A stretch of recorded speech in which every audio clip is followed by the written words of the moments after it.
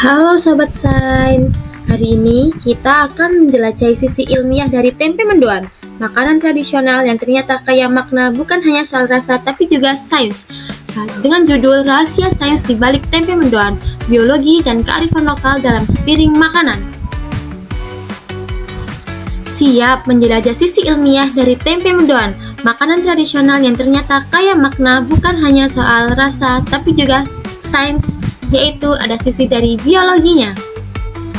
Siapa sangka suara mendesis ini menyimpan cerita tentang fermentasi, enzim, dan kerja mikroorganisme. Yuk kita bongkar rahasia sainsnya. Sebelum kita lanjut untuk bongkar rahasia sainsnya, sebelum itu, apa sih tempe mendoan itu? Tempe mendoan adalah makanan tradisional khas dari wilayah Banyumas, Jawa Tengah. Mendoan berasal dari kata mendo dalam bahasa Banyumas yang berarti setengah matang atau lembek. Tempe mendoan dibuat dari tempe tipis yang dibalut adonan tepung berbumbu lalu digoreng cepat dalam minyak panas. Hasilnya, tempe tetap lembut di dalam dan berbalut tepung gurih di luar. Sebelum menjadi tempe mendoan, tempe terlebih dahulu dibuat melalui proses fermentasi kedelai menggunakan jamur Rhizopus oligosporus. Dalam proses ini, jamur tumbuh di permukaan kedelai dan menghasilkan enzim yang memecah protein dan lemak menjadi senyawa yang lebih sederhana. Fermentasi ini tidak hanya mengubah tekstur dan aroma kedelai, tapi juga meningkatkan nilai gizinya seperti protein, vitamin B12, dan serat. Artinya, tempe mendoan bukan hanya makanan lezat, tapi juga hasil dari proses biologis yang penting dan bermanfaat bagi kesehatan. Selanjutnya, ada bahan-bahan untuk membuat tempe mendoan. Yang pertama, yang jelas ada tempe, tepung terigu, daun bawang, dan bumbu dapur. Bumbu dapur ini seperti bawang putih, bawang merah, garam, penyedap, dan lain-lainnya.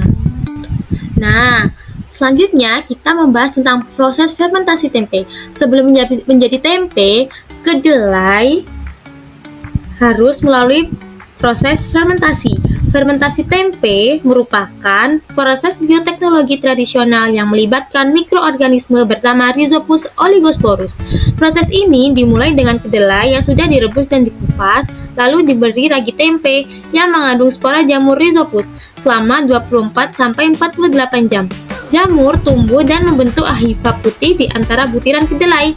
Jamur ini melepaskan enzim yang memecah protein dan lemak menjadi bentuk yang lebih sederhana. Hasil dari fermentasi ini adalah tempe yang lebih mudah dicerna dan memiliki kandungan gizi yang tinggi seperti protein, vitamin B12, serat, serta senyawa antioksidan. Tempe mendoan memanfaatkan tempe sebagai bahan utama. Dengan demikian, kelezatan dan kandungan gizi tempe mendoan berasal dari fermentasi tempe yang berhasil. Tanpa fermentasi, kedelai biasa tidak akan memiliki tekstur, rasa, aroma, dan nilai gizi yang sama seperti tempe. Selanjutnya, ada nilai gizi tempe dari sisi biokimia. Fermentasi pada tempe menyebabkan perubahan biokimia pada kedelai. Selama proses ini, jamur Rhizopus oligosporus mengeluarkan enzim yang memecah protein kompleks menjadi asam amino sehingga lebih mudah dicerna oleh tubuh. Selain itu, fermentasi juga meningkatkan kandungan vitamin B12 yang tidak terdapat secara alami dalam kedelai mentah. Tak hanya itu, tempe juga mengandung senyawa antioksidan alami yang bermanfaat dalam menangkal radikal bebas. Secara keseluruhan, proses fermentasi membuat tempe memiliki nilai gizi yang lebih tinggi dan lebih baik diserap tubuh dibandingkan kedelai mentah. Untuk gambar grafik tersebut menjelaskan kandungan gizi kedelai mentah sebelum difermentasi. Dari sini bisa dijelaskan bahwa kedelai sudah tinggi protein, serat, dan lemak sehat. Selanjutnya, materi sebelumnya menjelaskan bahwa fermentasi oleh jamur Rhizopus oligosporus memecah protein dan lemak menjadi bentuk yang lebih sederhana sehingga lebih mudah dicerna. Proses fermentasi juga meningkatkan kandungan vitamin B12 dan menambahkan senyawa antioksidan alami yang tidak terlihat pada grafik, tapi dapat disampaikan sebagai hasil dari fermentasi. Selanjutnya ada integrasi STEM dalam pembuatan tempe. Apa sih STEM itu? STEM itu kepanjangan dari Sains, Teknologi, Engineering, dan Mathematics. Yang pertama, ada sains, penerapan pada fermentasi tempe, yaitu biologi fermentasi, jamur Rhizopus oligosporus memecah protein. Lalu ada teknologi, penerapan pada fermentasi tempe, inkubator, fermentasi, menjaga suhu dan kelembapan tetap stabil. Selanjutnya ada engineering, penerapan pada fermentasi tempe yaitu rancangan wadah dan ventilasi fermentasi agar jamur tumbuh optimal.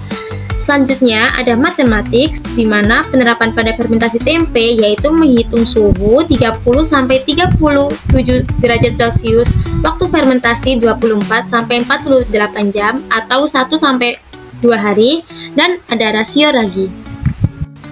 Selanjutnya ada alur proses dari kedelai menjadi tempe dengan label STEM, yaitu yang pertama ada sains. Dalam pembuatan tempe, ilmu biologi berperan besar karena melibatkan proses fermentasi yang dilakukan oleh mikroorganisme, yaitu jamur Rhizopus oligosporus. Mikroorganisme ini tumbuh di permukaan kedelai dan mengeluarkan enzim untuk memecah senyawa kompleks menjadi senyawa yang lebih sederhana dan bergizi.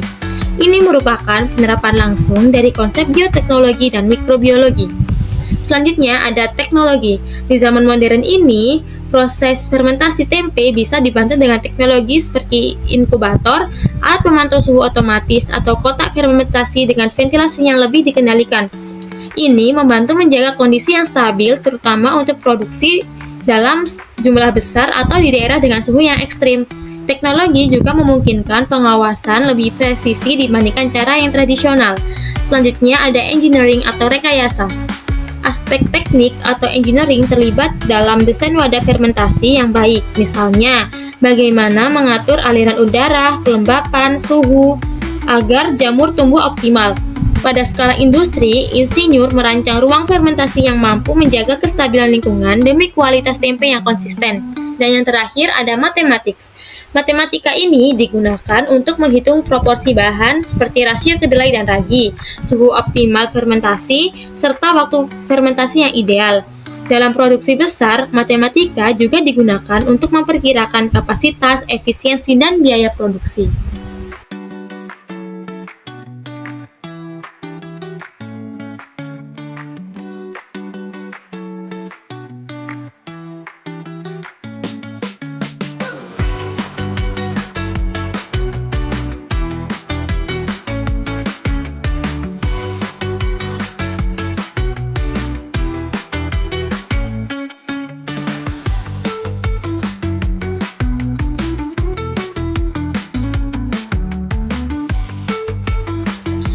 Sekarang kita sudah sampai di ujung video nih. Coba praktikkan sendiri, kamu bisa belajar biologi sambil memasak. Siapa tahu kamu jadi peneliti atau chef di masa depan.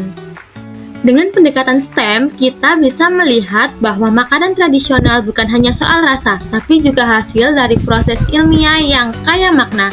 Mari terus eksplorasi sains dalam kehidupan sehari-hari. Terima kasih telah menyaksikan video ini sampai selesai. Selamat belajar dan bereksperimen di dapur. Sampai ketemu lagi di video selanjutnya. Bye!